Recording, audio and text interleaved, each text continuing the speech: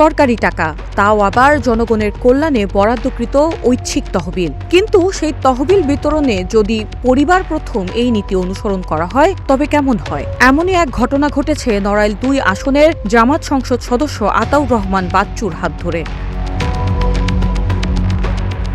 সম্প্রতি ২০২৫-২৬ অর্থ বছরের ঐচ্ছিক তহবিলের একটি অনুদান তালিকা সামাজিক যোগাযোগ মাধ্যমে ছড়িয়ে পড়ে। ২১ জনের তালিকায় দেখা যায় ২ জায়গায় রয়েছে ফাইজা নাম। একজনের পিতার নাম মোহাম্মদ বাচ্চু, আরেকজনের পিতার নাম মোহাম্মদ আতাউর। দুজনের জন্যই বরাদ্দ ১০,০০০ টাকা করে। অভিযোগ উঠেছে এই ২ ফাইজাই নাকি সংসদ সদস্য আতাউর রহমান বাচ্চুর আপন কন্যা। শুধু মেয়েই নন, তালিকার সিংহভাগ সুবিধাভোগী এমপির নিজের ইউনিয়ন কিংবা শ্বশুরালয় এলাকার বাসিন্দা।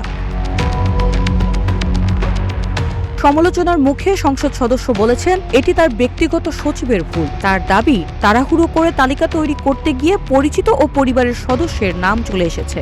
এমনকি নিজের তহবিলে বরাদ্দ এসেছে সেটিও নাকি তিনি জানতেন না। তবে এখানেই তৈরি হয়েছে আরেক প্রশ্ন। সংসদ সদস্য বলছেন নতুন তালিকা দেওয়া হবে, কিন্তু নড়াইল সদর উপজেলার নির্বাহী কর্মকর্তা জানিয়েছেন সচিবালয় থেকে অনুমোদিত তালিকার বাইরে অর্থ বিতরণের কোনো আইনি সুযোগ নেই।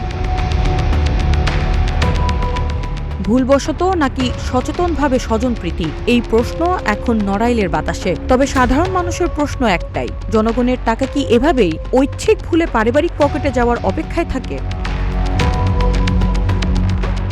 News desk, green TV digital.